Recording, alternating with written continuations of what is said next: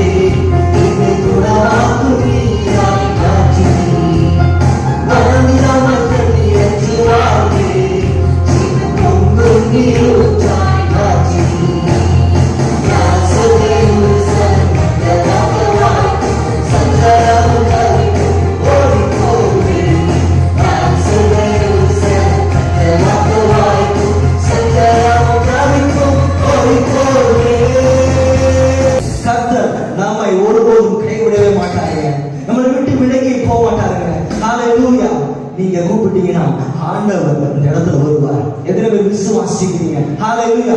அவரே நமக்கு அடைக்கலப்பட்டணமாக இருக்கிறார். ஹல்லேலூயா. அவரே நமக்கு கேடகமாக இருக்கிறார். அவரே நமக்கு மகிமையாக இருக்கிறார். ஹல்லேலூயா. நம்முடைய தேவன் மகா பெரிய தேவனாக இருக்கிறார். அது மாத்திரம் இல்லைங்க, நீங்க நம்பிக்கையோடு ஆண்டவரை கூப்பிட்டீங்கன்னா ஆண்டவர் நிச்சயமா வருவார். வேதம் சொல்லுகிறது, நம்பிக்கையுடைய சிறைகளே அரண்மனைக்கு திரும்புகிறது. இரட்டிப்பான நன்மை ஆண்டவர் தருகிறவராக இருக்கிறார். அதை இன்றைக்கு ஆண்டவர் தருவார். ஹல்லேலூயா.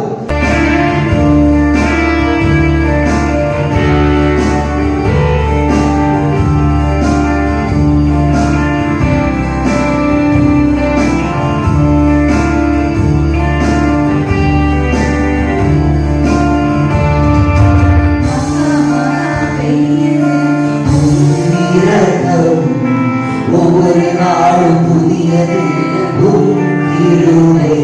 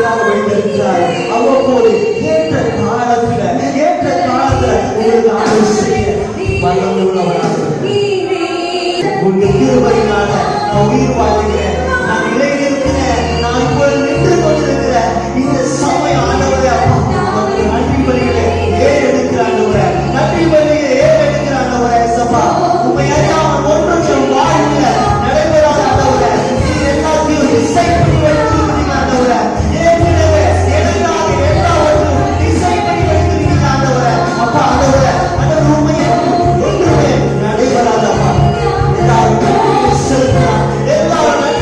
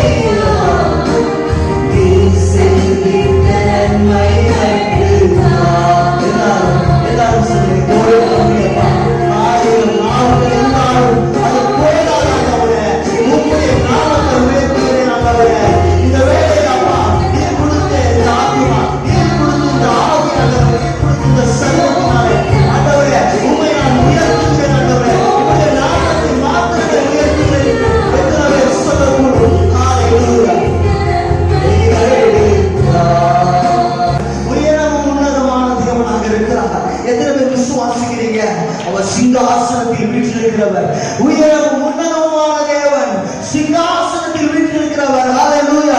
சேனைகளின் பரிசுத்தர், அவருடைய நாமம் பரிசுத்தர், பரிசுத்தர், பரிசுத்தர் என்றே. ஹல்லேலூயா, ஹல்லேலூயா. ஒருவர் சேரக்கூடாத ஒளியிலே வாசம் செய்கிற தேவன். ஹல்லேலூயா. நம் மத்தியிலே அசியமாடிக் கொண்டிருக்கிறார், நம் மத்தியிலே உறவாடிக் கொண்டிருக்கிறார். ஹல்லேலூயா, ஹல்லேலூயா.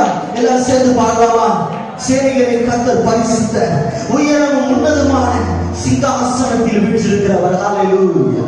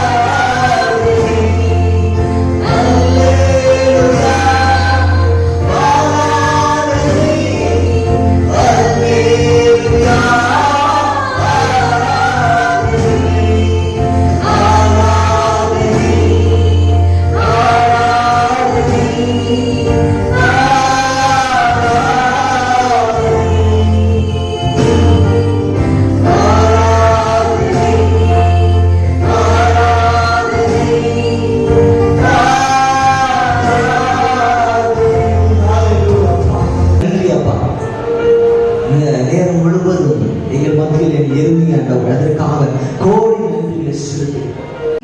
இது என்னோட மகா ஆண்டவர் கொடுத்த ஒரு பரிசு. அவளுக்கு இப்போ 2 வயசு தான் ஆகுது. இதான் ஃபர்ஸ்ட் டைம் வந்து சர்ச்சுக்கு இப்படி கொரோனாக்கு அப்புறம் கூட்டிகிட்டு வந்திருக்கோம். அவள் பாடுவா, அதுவும் சர்ச்லேயே தான் ஃபர்ஸ்ட் டைம். ஆண்டவர் அவளை ஆசீர்வதிக்க எல்லாரும் உங்களுடைய ஜெபத்தில் வச்சுக்கோங்க. இல்லை நாங்கள் ஆண்டவருக்காக அர்ப்பணித்திருக்கிறோம். அதனால அவள் சின்ன வயதுலேருந்தே ஒவ்வொரு விஷயம் செய்யும் போதும் ஆண்டவருக்கு முதலிடம் கொடுத்து அவள் நடக்கணுங்கிறது எங்களுடைய ஆசை. அதுக்காக தான் நாங்கள் செஞ்சுப்போம்.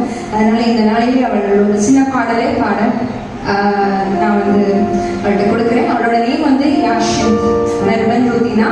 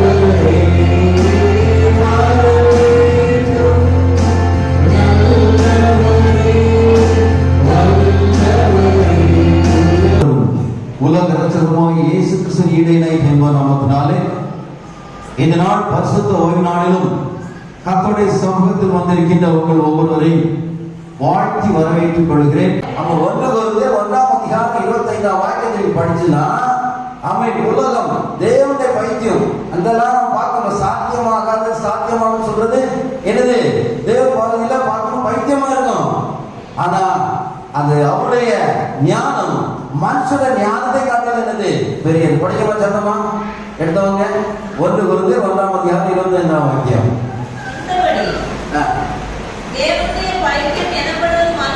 இப்ப நீங்க மனுஷன் தெரியுங்க இதெல்லாம் நடக்காது, இது பைத்தியம் அப்படின்னு சொல்லாம தேவனுடைய பைத்தியம்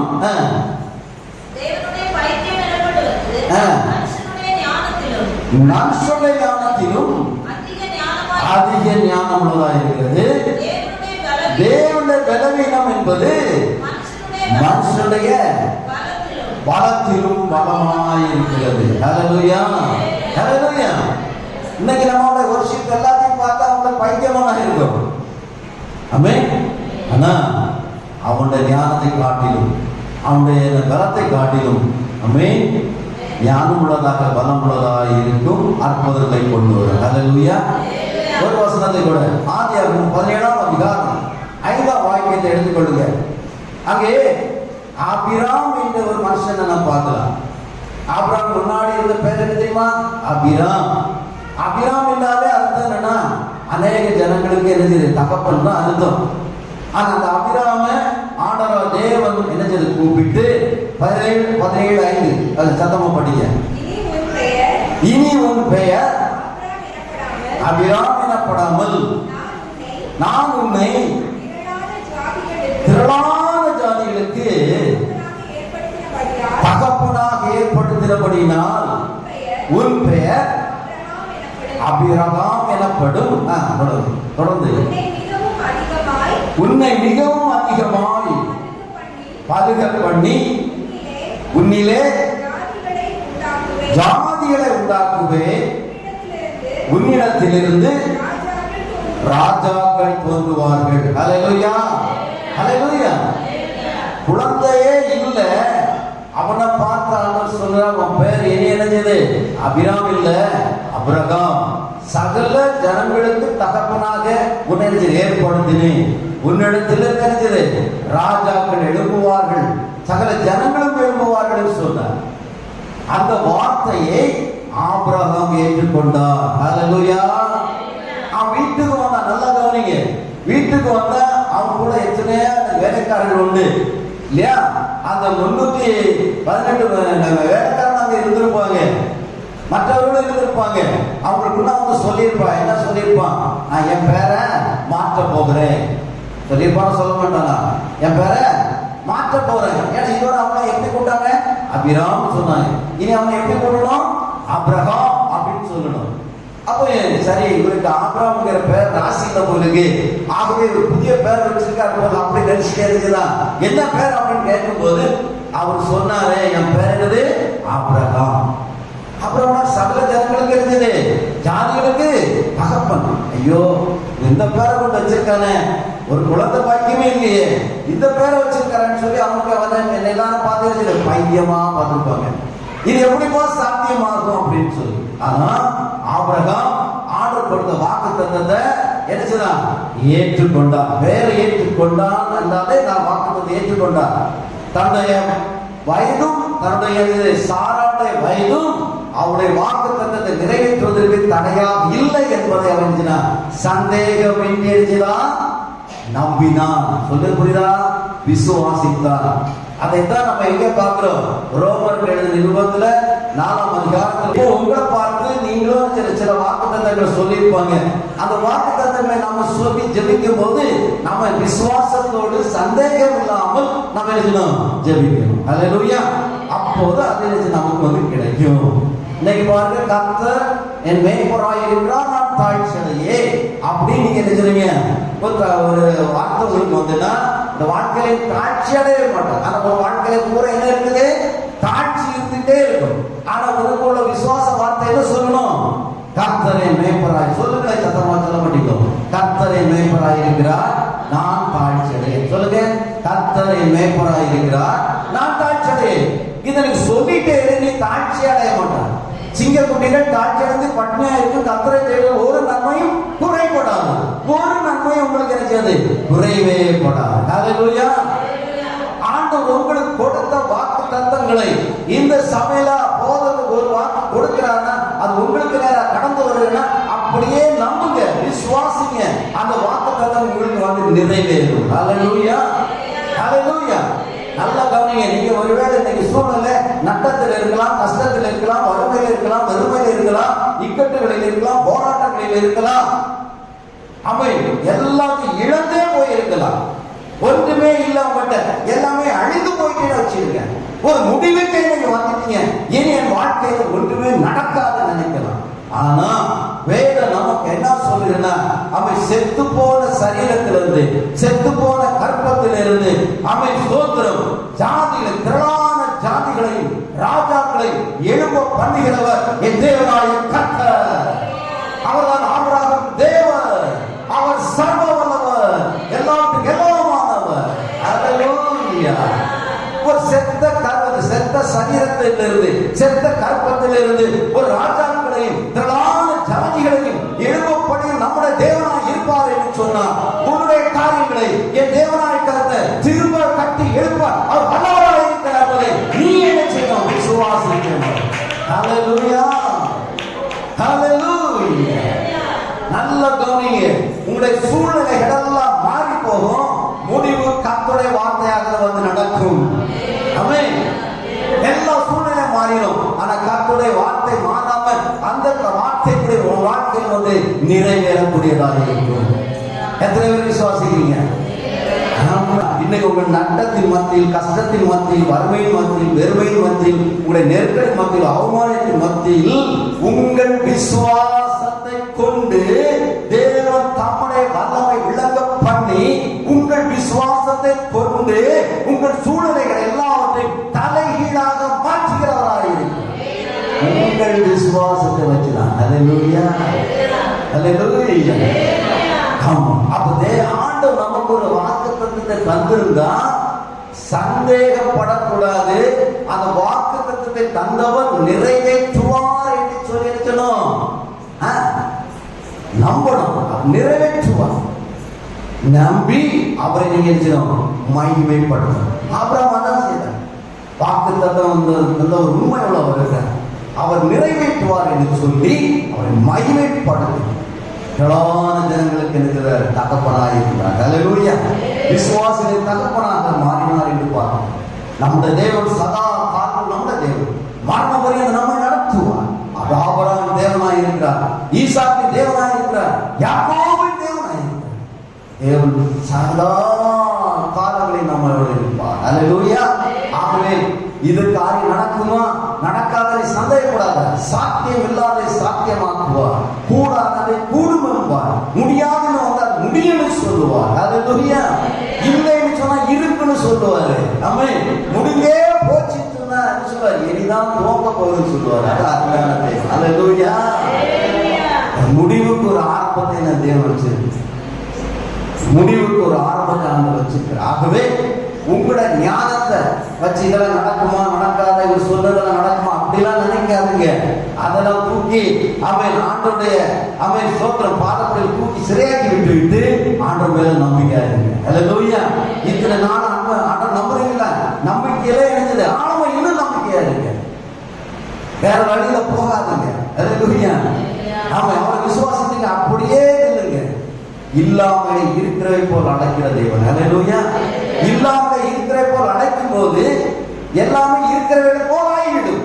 நான் சொல்ல புரியுதா? இல்லாதவரை இருக்கிற போல் அழைக்கும் போது என்ன அது? எல்லாம் இருக்கிறவர்களாக மாறும். அப்படின்னு அர்த்தம் என்ன? இன்னைக்கு சரீர சோர்வோடு வந்திருக்கிற, சரீர வேதனையோடு வந்திருக்கிற, ஏதோ சுகவீனத்தோடு வந்திருக்கீங்க. ஆனா ஆண்டவர் சமூகத்துல வந்து உங்களுக்கு ஆண்டவர் ஒரு வார்த்தை சொல்லுவார். என்ன? என்னை தழுவுகளால் நீங்கள் சுகமானீர்கள். ஹல்லேலூயா. அப்ப நீ இப்பவுமே நினைக்கிற என்னன்னா, என் சரீரத்தில் உள்ள சுகவீனங்கள் இப்பொழுது நீங்கி போயிட்டு அப்படின்னு நினைச்சா நீங்கிடும். ஹல்லேலூயா. அதை தழுவுகளால் நான் குணமாகும். இப்படி பல போராட்டத்தின் மத்தியிலே, பல கஷ்டத்தின் மத்தியிலே நீ வந்து நிற்கலாம். ஆனா நீ சொல்லணும், இல்லாத ஒன்னாதான் இருக்கிற போல் நினைக்கிற தேவன். நீ சொல்லணும், நான் ஜெயம் பெற்று விட்டேன். ஹல்லேலூயா. நீ ஜெயம் பெற்று விட்டேன்னா தேவன் நடக்கும். ஒரு அம்மா இப்படிதான் ஒரு சர்ச்சில் கடத்துல ஒரு பெரிய கட்டி. அப்ப இங்க சாட்சி சொல்லி இல்லை, இதே போல சாட்சிக்கு எடுக்க நின்று சாட்சி சொல்லிச்சுதான். என்னன்னு சொன்னா அவங்களுக்கு அதை கட்டி மாறணும், இதற்காக ஜோம் பண்ணிட்டே இருந்தாங்க. ஒரு விசுவாசத்துல என்ன சொன்னாங்கன்னா, எழுப்பி நின்று எனக்கு பெரிய ஒரு கட்டி இருந்து சபையில ஒரு 10-500 பேர் இடத்துல நடந்த சம்பவம். ஒரு பெரிய கட்டி இருந்தது, கட்டியை தேவன் நினைச்சத மாற்றி போட்டான். இல்லையா? ஆனா கட்டி இருக்கு. பாஸ்டர் கூட்டு கட்டி எங்க இருந்து கட்டி மறந்து ஆண்டவர் என்ன நினைச்சாரு, கட்டி மறந்துட்டார். என்ன நடந்தது? அழுதா. அந்த இடத்துல அழுதா. அதெல்லாம் ஜனங்க பார்க்க நேரத்தில் அந்த கட்டி உடைச்சு அப்படியே நம்ம ஆகி போறது. கரங்களை தட்டி தேவன் பாஸ்டரை நம்பல, ஆனா அவன் நம்பினாங்க. அவனோட விசுவாசம் நினைச்சது அவன் மேன்மையை கொண்டு வந்தது. கரங்களை தட்டி தேவனை மேன்மைப்படுறது. இது ஆக சபையில நடக்க ஒரு பெரிய ஆர்வம். நான் சொல்லுவேன், அவங்களுக்கு செய்வேன். நம்ப சொல்லு, விசுவாசிக்க சொல்லு, சந்தேகம் இல்லாம நான் நம்புறேன். எந்த சரீரம் செத்து போச்சோ இல்ல கற்பம் செத்து போச்சோ அதுல இருந்து நான் இந்த ராஜாக்களை எழுத்திருக்கிறேன், ஜாதியில எழுத்திருக்கிறேன். அப்ப நான் உன்னுடைய காரியத்திலிருந்து அதை உயிர் விட்டு அவர்களுக்கு மேன்மை கொடுக்க என்னால் முடியாதா என்பது சொல்லித்தான் சொல்லிட்டேன். அல்லேலூயா. அது தெசலோனிக்க அதனுடைய 4ஆம் அதிகாரம் 13வது வாக்கியத்தை நான் படிக்கிறேன், கவனியுங்கள். அன்றியும் சகோதரரே, நித்திரை அடைந்தவர்கள் நிமித்தம் நீங்கள் நம்பிக்கை அற்றவர்களான மற்றவர்களை போல துக்கித்து அறிவில்லாதிருக்க எனக்கு மனதில்லை. இயேசுவானவர் மரித்து பின்பு எழுந்திருந்தார் என்று விசுவாசிக்கிறோமே, அப்படியே இயேசுவுக்குள் நித்திரை அடைந்தவர்களையும் தேவன் அவரோட கூட கொண்டு வருவார். அல்லேலூயா. தெசலோனிக்கருக்கு பவுல் இந்த காரியத்தை எழுதுவதற்கு நோக்கம் என்ன? தெசலோனிக்க பட்டணத்தார் படிப்பிலும் பதவிகளிலும் அதே நேரத்தில் பணபலத்திலும் நல்லொழுக்கத்திலும் அவர்கள் சீரோடு சிறப்போடு காணப்பட்டார்கள். அப்படிப்பட்ட தெசலோனிக்கருக்கு ஒரு சின்ன சந்தேகம் ஏற்பட்டது. அவர்கள் சுவிசேஷம் அறிவிக்கப்பட்டு அதோடு கூட ஆண்டவராய் இயேசு கிறிஸ்து வருகிறார் என்ற செய்தியை கேட்டபோது ரட்சிக்கப்பட்டவர்கள் எல்லாம் ஆண்டவராய் இயேசு கிறிஸ்து வரப்போகிறார் என்று ஒரு நல்ல ஒரு மகிழ்ச்சி சந்தோஷம் அவர்கள் உண்டாயிற்று. இவர்கள் உண்டான போது அவர் 2 காரியங்களை செய்தார்கள். என்ன காரியங்கள் சொன்னா, ஆண்டவராய் இயேசு கிறிஸ்து வரப்போகிறாரே, அப்போது நமக்கு ஏன் வேலை செய்யணும், ஏன் பணம் சம்பாதிக்கணும், ஏன் படிக்கணும், ஏன் வீடு கட்டணும் அப்படி சொல்லக்கூடிய சூழ்நிலையை தள்ளப்பட்டு போனார்கள். தங்களுக்கு உடைமைகளை எல்லாவற்றையும் மற்றவர்கள் கொடுப்பதும் அதை விற்று அவர்களாக ஜாலியாக என்ஜாய் பண்ணதும் இப்படியாக கடந்து காலங்கள் போய் இதையும் நினைச்சதார் பவுல் பார்த்தார். அவர்கள் என்ன ஒரு காரியம் செய்தார், 2வது ஒரு காரியம் செய்தார்கள். என்ன நினைத்தார்கள்? ரட்சிக்கப்பட்டவர்கள் தங்கள் உறவினர்கள் மரித்து போனார்கள். ரட்சிக்கப்பட்ட சொல்லுங்க உறவினர்கள் மரித்து போனார்கள். ஆனா ஆண்டவராய் இயேசு கிறிஸ்து வரப்போகிறார். ஐயோ, அவர் வருகையின் போது மரித்து போனவர்கள் என்ன செய்வார்களோ என்று சொல்லக்கூடிய ஐயப்பாடு உண்டாயிற்று. அப்ப இயேசு கிறிஸ்து வருகிறார் என்ற செய்தியை கேட்ட போது தெசலோனிக்கர் என்ன செய்தாங்க? ஒண்ணு, நம்ம வேலை செய்வது ஏன், படிக்கணும், என்னத்துக்கு வீடு ஏன் கட்டணும், சும்மா இருப்போம், இயேசு வரப்போகிறார். இப்போ வந்துட்டா நம்ம சம்பாதிச்சாலும் ஒண்ணுமே இல்லையே அப்படிங்கிற நிலையிலையும் காணப்பட்டு தங்களுக்குள்ள எல்லா காரியங்களையும் இழந்து போயிட்டாங்க, எல்லாம் விட்டு போயிட்டு. 2வது என்ன செய்தாங்க? ரட்சிக்கப்பட்ட தங்களுடைய உறவினர்களும் ஆண்டவராய் இயேசு கிறிஸ்து வரப்போகிறாரே, அப்போ அவங்க என்ன செய்வாங்க அப்படி நினைச்சு அழுது புறம்புனாங்க. அப்போதான் இத பவுல் சொல்றாரு, யா அஞ்ஞானிகள், தேவனை அறியாதவர்கள், ஆண்டவராய் இயேசு கிறிஸ்துவை ஏற்றுக்கொள்ளாத ரட்சிக்கப்படாத ஜனங்கள் அழுகிறது போல, ஒப்பாரி வைக்கிறது போல, ஏன்பா நீங்க ஒப்பாரி வைக்கிறீங்க? அல்ல புரியணும். அவங்களுக்கு தெரியாது மறைத்தவர்கள் எப்படி எழுப்புவாங்க, இருக்கிறவங்க உயிரோடு இருக்கிறவங்க எப்படி மறுரூபமாக்கப்படுவார்கள். உங்களுக்கு என்ன செய்யாது? தெரியாது. உங்களுக்கு தெரியும். நீங்க அறியாதவர்கள் போல இருக்கிறீங்க, அவங்க போல துக்கித்துக் கொண்டிருக்கீங்க. இயேசுவானவர் எப்படி உயிரோடு எழுந்தார் என்பதை நீங்கள் விசுவாசிக்கிறீங்க. இயேசு கிறிஸ்துவுக்குள் நித்திரை அடைந்தவர்களையும் தேவன் நினைச்சுவாரா, அவரோடு கூட கொண்டு வருவார். ஹல்லேலூயா. முக்கியமா இயேசு கிறிஸ்துவுக்குள் மரித்தவர்கள் நிச்சயமாக ஆண்டவர் வரையில் அவர் கொண்டு வருவார். புரியுதா புரியலையா? எதை இழந்து போனாலும் எதை இழந்து போக கூடாதுமா? நித்திய ஜீவனை நம்ம சொல்றாரு இழந்து போக கூடாது. அதுக்கு தான் நம்ம சபைக்கு வரோம். மனிதன் ஆவி ஆத்மா சரீரம் உடையவர். தெரியுதா? எது மறித்து போகும் தெரியுமா? ஆவி ஆத்மா சரீரம் இருக்கு. இதுல எது மறித்து போகும்? சரீரம் மறித்து போகும். அப்ப எது மறித்து போகாது? ஆவி மறிக்கா. ஏன் மறிக்காது? அது ஆண்டவராய் தேவன் நமக்கு விட்ட ஜீவ சுவாசம். அல்லேலூயா. அந்த ஆவி நித்தியமானது, அழியாதது, எப்போதும் வாழ்ந்து கொண்டே இருக்கக்கூடியது. அது உயிரோடு வர வேண்டிய அவசியம் இல்லை. அந்த சரீரம் தான் நல்லா தோணும். சரீரம் என்ன செய்யணும்? உயிரோடு வரும். இந்த ஆவி குறித்து பலரும் பல விதமா சொல்றாங்க. ஆண்டவர் அறிந்தவர்களுக்கும் அறியாதவர்களுக்கும் சில காரியங்கள் குறித்து வச்சிருக்கிறாங்க. ஆண்டவர் அறியாதவர்களும் அந்த ஆவியை குறித்து எனக்கு ஆராய்ச்சி பண்ணி அந்த ஆவி எங்கேயாவது ஒரு இடத்துல என்ன வாழணும் அப்படிங்கிற ஆராய்ச்சியில கண்டுபிடிச்சு புத்தகங்கள் எழுதியிருக்கிறாங்க.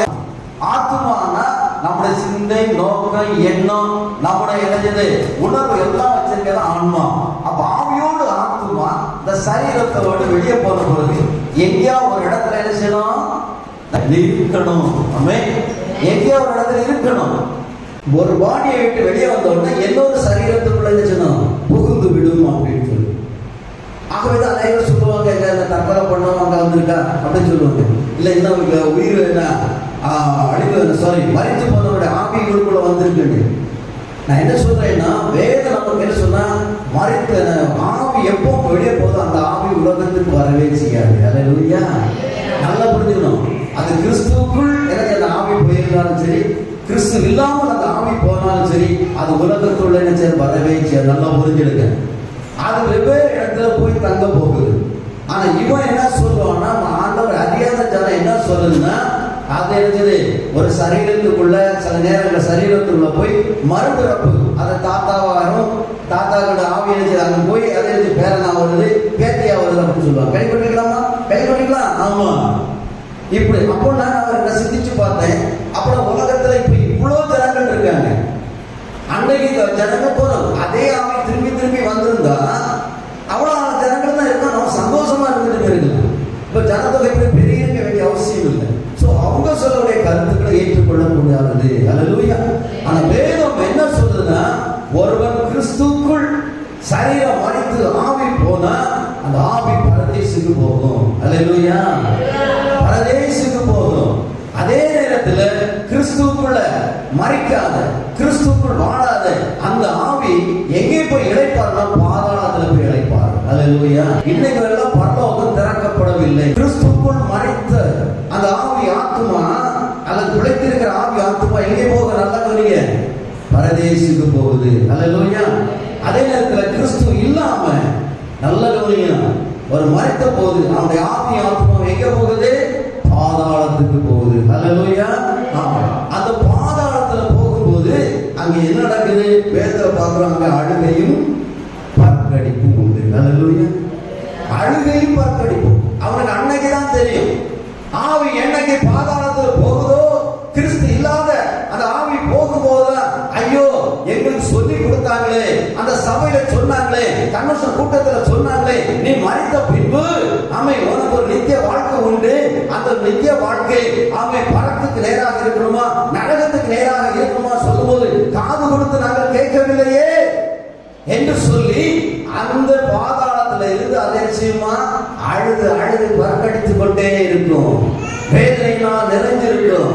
அது நல்லா தெரியும். இனி நமக்கு என்ன செய்ய முடியாது? இந்த பாதாளத்துல தேங்க போக முடியாது, வெளியே போக முடியாது சொல்லி அழுது அழுது பறக்கடித்துக் கொண்டே இருக்கும். அல்லேலூயா. இன்னும் ஒரு எக்ஸாம்பிள் சொல்றேன். உங்களுக்கு ஒரு காரியம் வருது, ஒரு சொத்து 10 கோடி மதிப்புள்ள சொத்தை உங்களுக்கு வரக்கூடியது, ஏதோ நீங்க ஒரு சின்ன மிஸ்டேக் பண்ணதுனால உங்களுக்கு கிடைக்கும். அப்ப நீங்க என்ன செய்வீங்க? ஐயோ எனக்கு கிடைக்கும், இந்த ஒரு சின்ன சரியா, இந்த ஒண்ணு மட்டும் நான் சரி பண்ணிக்கலாம், அந்த 10 கோடிக்கு மதிப்புள்ள அந்த சொத்து எனக்கு வந்திருக்குமே சொல்லி நீங்க என்ன செய்வீங்க? டெய்லி அழகி மாட்டிட்டு இருப்பீங்க இல்லையா? இன்னைக்கு கூட நீங்க சொல்லுவீங்க, நாங்க கொஞ்சம் கவனமா இருந்தா, கொஞ்சம் எனக்கு கருத்தா இருந்தா என் நிலைமை இப்படி இருக்காது. நிறைய சொல்லுவீங்க. நிலைமை நான் இப்ப பெரிய கோடீஸ்வரனா இருப்பேன்.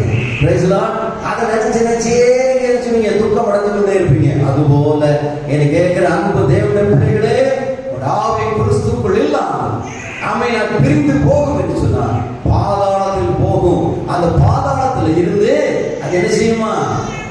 அழுது கொண்டு பற்கடித்துக் கொண்டு வேதனையோடு காணப்படும். ஹல்லேலூயா. இந்த நிலைமை நமக்கு வரக்கூடாது. நாம் கிறிஸ்துக்குள் மரித்தால் நிச்சயமாக அந்த ஆவி பரதேசில போய் இளைப்பாரி கொண்டு என் இயேசு எப்போது வருவார், அவர் எப்போது என்னை அழைத்து செல்ல வருவார் அப்படின்னு சொல்லியது அவன் சந்தோஷத்தோடு மகிழ்ச்சியா இருக்கும். நித்திய மகிழ்ச்சியாக இருக்கும். சஞ்சலம் தவிப்பு இருக்கும். அது ஓடி போகும். எப்போ வராது இளைப்பாறும். எப்போது வராது அந்த ஆவி அங்கே இளைப்பாறும் என்று சொன்னார். ஆண்டவராய் இயேசு கிறிஸ்து பரலோகத்திலிருந்து மத்திய ஆகாசத்தில் வரும் வரை இளைப்பாறும். ஹல்லேலூயா. சுட்டரிக்கிறாங்க, அனைவரும் புதைக்கிறாங்க. சரிதானே? நீ சுட்டரிச்சாலும் சரி, புதைச்சாலும் சரி, உன்னுடைய கம்போஷன், அதாவது உன்னுடைய சரீரம், இந்த matter, all matters are consist of molecules. Each molecules contains என்னது? ஆட்டம்ஸ். அப்படி படிச்சிருப்பீங்க. எங்க அப்பாவுக்கு நீங்க பாரு, சுட்டரிச்சு போட்டு அவன் அந்த கன்னியாகுமரியில கரைச்சாலும் காஷ்மீர்ல போட்டு அவனை கரைச்சாலும் அந்த ஆவி வரும். இப்ப அது வந்து எப்போன்னா கடைசியில இப்ப கிறிஸ்துக்குள் மனிதரை சொல்றேன். ஒருவேளை கிறிஸ்துக்குள்ள ஒரு சுட்டரிச்சுதான் இல்ல, கிறிஸ்துக்குள் வாழக்கூடியவனே பகையாளி அல்ல எதிராளி சத்துரு சாத்தானுடைய ஆட்களுக்கு எரிச்சு போட்டான்னு வச்சுக்க, அந்த சரீரமும் உயிர்ப்பிக்கப்படும். ஹல்லேலூயா. ஏன்னா அந்த மூலப்பொருள் அப்படியே தான் இருக்கும். அது அழியாது. ஒவ்வொரு பாடிக்கும் ஒவ்வொரு மூலப்பொருள் உண்டு. அந்த மூலப்பொருள் நிமித்தம் அந்த ஆவி அந்த மூலப்பொருள் இணைக்கப்பட்டு அப்படியே உயிர்த்தெழும். ஹல்லேலூயா. அதுவரை பரதேசில் இருக்கக்கூடிய ஆவி கர்த்தருடைய வருகை போது பூமியில இருந்து நிச்சயம் அந்த சரீரத்தோடு உயிர்ப்பிக்கப்பட்டு வரும். இன்னைக்கு நீ கிறிஸ்துவுக்குள் மரித்திருந்தால், கிறிஸ்துவுக்குள் வாழ்ந்திருந்தால், என் தேவனாகிய கர்த்தருடைய தேவ எக்கால சத்தம் கேட்கும் போது உனக்கு மாத்திரம்தான் அந்த துணி கேட்கும். அப்ப நீ போய்வா, மற்றவர்கள் இங்கே இருப்பாங்க. ஹல்லேலூயா. கிறிஸ்துவுக்குள் மரிக்கணும், கிறிஸ்துக்குள்ள இருக்கணும், வாழணும். இந்த ரெண்டு தான் நம்முடைய வாழ்க்கை. ஆண்டவராகிய இயேசு கிறிஸ்து வருகை சமீபமாய். இதற்கு நீங்க ஆயத்தம் இருக்க ஒரு 7 பாயிண்டே தான் சொல்ல போற. கூடுதல் சொல்லுங்க. ஒண்ணு வந்து நீ என்ன செய்யணும்? மனம் திரும்பணும். என்ன செய்யணும்? மனம். பாவம் மன்னிப்பு நிச்சயத்தை நீ பெற்றுக்கொள்ள வேண்டும். 2. ஹல்லேலூயா. 3வது நீ என்ன செய்யணும்? ஞானஸ்நானம் பெறணும். என்ன ஞானஸ்நானம்? முழுக்கு ஞானஸ்நானம் வேணும். பிதா குமார் பரிசுத்தாவினால் உண்டான ஞானஸ்நானத்தை என்ன செய்யணும்? பெற்றுக்கொள்ள வேண்டும். ஹல்லேலூயா. 4வது என்ன செய்யணும்? பரிசுத்தாவின் அபிஷேகத்தை பெற்றுக்கொள்ளணும். எபேசியர் 4:30 அப்படிதான் சொல்லுது. மீட்பின் நாளுக்காக உத்திரிக்கப்பட்ட பரிசுத்தாவியை நீங்க பெற்றிருக்கணும். அதுதான் அப்பதான் என்ன செய்யணும்ல, சாவுக்கேதுவான அந்த சரீரத்தை உயிர்ப்பிக்கிறது அந்த ஆவியானவர். ஹல்லேலூயா. ஹல்லேலூயா. அதாவது நீங்க என்ன செய்யணும்னா சுவிசேஷம் சொல்லணும். என்ன சொல்லணும்? சுவிசேஷம் சொல்ல வேண்டும். துன்மார்க்கனை அவன் துன்மார்க்க நிமித்தம் அவனுடைய வாழ்க்கையை குறித்து நீ அவன் பேசலன்னா, அறிவுரை சொல்லலன்னா, அவன் மனதில் துன்மார்க்கமாய் மறைத்து போனா அவனுடைய இரத்த பழி உன்னிடத்தில் நிச்சயமா கேட்கப்படும். ஆண்டவராகிய தேவனோடு தினம் சஞ்சரிக்கும். ஏனோக்கு என்ன செய்தாரா? ஆமா, 60 பிள்ளை பெற்ற பிறகு அவன் பிறகு என்ன செய்யறான்? 300 நாள் ஆண்டவரோடு சஞ்சரித்தான்னு சொல்லி வேதத்துல பார்க்கிறோம். முழு நேரம். அதே போல நோவா நீதிமானா காணப்பட்டு ஆண்டவரோடு என்ன செய்தான்? சஞ்சரித்தான். பேசிக்கிட்டே இருந்தான். சுவிசேஷம் சொல்லணும். அந்த சுவிசேஷம் நிலையாக சொல்வதற்கு அவரோடு நாம் சஞ்சரித்துக் கொண்டிருக்கணும். ஹல்லேலூயா. அடுத்தது இயேசுடைய வருகை குறித்து எப்போது நினைவில் இருக்கணும். நம்ம ஆண்டோட வருகை குறித்து எப்போது நம்ம நினைச்சுக்கிட்டே இருக்கணும். மனம் திரும்பணும், பாவனை நிச்சயம் பெறணும், ஞானஸ்நானம் பெறணும், பரிசுத்தாவினால நிரப்பப்படணும். அடுத்தது சுவிசேஷம் சொல்லணும், அவனோட சஞ்சரித்துக் கொண்டே இருக்கணும். 6வது என்னது? அவனோட வருகையை நீங்க நினைச்சுக்கிட்டே இருக்கணும், மற்றொன்று சொல்லணும். 7வது முடிவு வரையும் அவர் நினைத்துக் கொண்டே இருக்கணும். அப்படிப்பட்டவங்க எக்கால சத்தம் கேட்கும் போது பரலோகத்துக்கு போக முடியும். ஹல்லேலூயா.